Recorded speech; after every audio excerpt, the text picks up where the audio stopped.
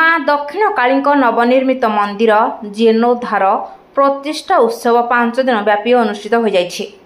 एही उत्सव चलित मासर 6 तारिख ठारू आरंभ होई 10 तारिख सोमवार पर्यंत गंजाम जिला हिंजिली ब्लॉक बालकृष्णपुर ग्राम रे होइथिला। उक्त पवित्र धर्मानुष्ठान रे भक्त माने योगदान करी कायिक बाचिक और आर्थिक साहाय्य करने पूर्वक शुद्धपूत मनरे दर्शन करी देवी कृपालाभ करवा हेबे बोली बालकृष्णपुर ग्रामवासी वृंद निवेदन भावे निमंत्रण करथिले। फाल्गुन शुक्ल सप्तमी ठारू शुक्ल एकादशी पर्यंत बालकृष्णपुर ग्राम रे नवनिर्मित श्री माँ दक्षिण काली मंदिर जीर्णोद्धार प्रतिष्ठा उपलक्षे 5 दिन व्यापी घृत यज्ञ, नाम यज्ञ, अर्ण यज्ञ, ज्ञान यज्ञ और गो यज्ञ अनुष्ठित होइछि। गुरुवार दिन मंडप प्रतिष्ठा, दीक्षा ग्रहण, अंकुरारोपण, मंडलकरण, नामयज्ञ कर जाइछि। शुक्रवार दिन पवित्र ऋषिकुल्या नदी जलयात्रा परे नामयज्ञ आरंभ, वनजाग, रत्नमुद, इंद्र इंद्राणी प्रतिष्ठा कर जाइछि। शनिवार दिन प्रतिष्ठा कर्मारंभ, ब्राह्मण वरण, शाला संस्कार, सूर्य पूजा, मंडल पूजा आदि संस्कार कार्य कर जाइछि। रविवार दिन नित्य पूजा होम, देवता महास्नान एवं पार्श्व देवता प्राण प्रतिष्ठा कर जाइथिला। अंतिम दिवस रे सोमवार दिन देवता नगर भ्रमण, नित्य पूजा होम, त्रिशूल स्थापन, अमृत बेलारे देवता मंदिर प्रवेश, ध्वज भ्रमण, नामयज्ञ समापन, पूर्णाहुति कर जाइछि। प्रतिदिन अर्णयज्ञ प्रसाद सेवन कार्यक्रम होइछि। मुख्य प्रतिष्ठाकारक पंडित श्री अशोक कुमार पाठी शर्मा एवं श्री पुरोहित मंडली गण उपस्थिति रे उक्त मंदिर जीर्णोद्धार प्रतिष्ठा कार्यक्रम सफल होइथिला।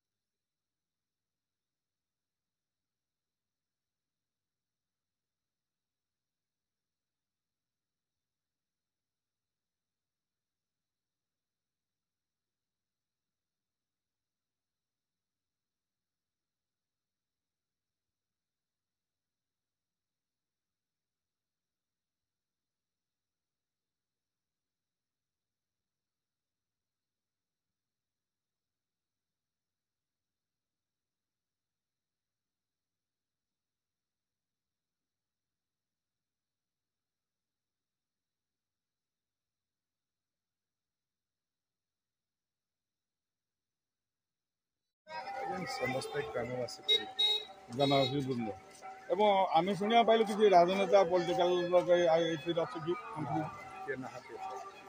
बर्तमान प्रतिदिन प्रशासन व्यवस्था अच्छी प्रतिदिन प्रशासन केते आप प्रतिदिन रोषेबास हो क्विंटाल खाली आगे 125 पैकेट 25 किलो 125 पैकेट दरकार आज मिनिमम 150 पैकेट खाली दिन लास्ट आप प्रोग्राम ଆଉ ବର୍ତ୍ତମାନ ଆପଣ କ'ଣ ଭକ୍ତମାନଙ୍କୁ କହିବେ? ଆସୁଛନ୍ତି ସକାଳେ ମାଙ୍କର ଦର୍ଶନ ଲାଭ କରିକି ପ୍ରସାଦ ସେବନ କରି ଶାନ୍ତି ଶୃଙ୍ଖଳାକୁ ଯାଉଛନ୍ତି। ବହୁତ ବହୁତ ଧନ୍ୟବାଦ। ବର୍ତ୍ତମାନ ଆମର ମାଙ୍କର ଯେଉଁ ପର୍ବ ଚାଲିଛି ତା ସମ୍ବନ୍ଧରେ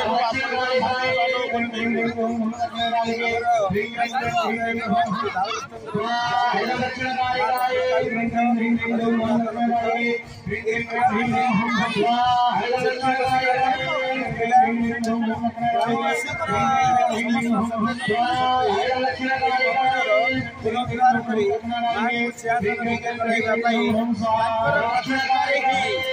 ଏହି 5 ଦିନ ବ୍ୟାପୀ ପ୍ରତିଷ୍ଠା କାର୍ଯ୍ୟକ୍ରମ ବହୁତ ଜାକଜମକରେ ଚାଲିଛି।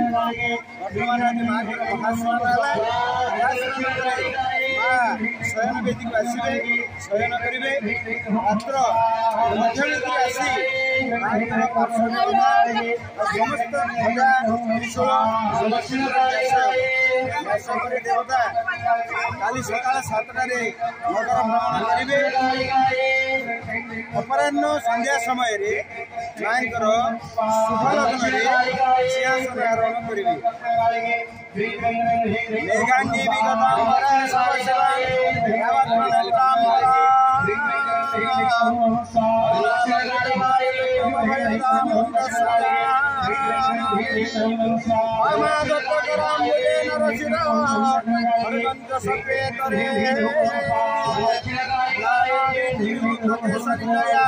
বন্দে সদা কালিকা পুত্রতারা শিরোপাণি সুভদ্রা ভুবনেশ্বরে লীলা কৌটি জগন্নাথ স্বয়ং কালিকে মা ভগবতী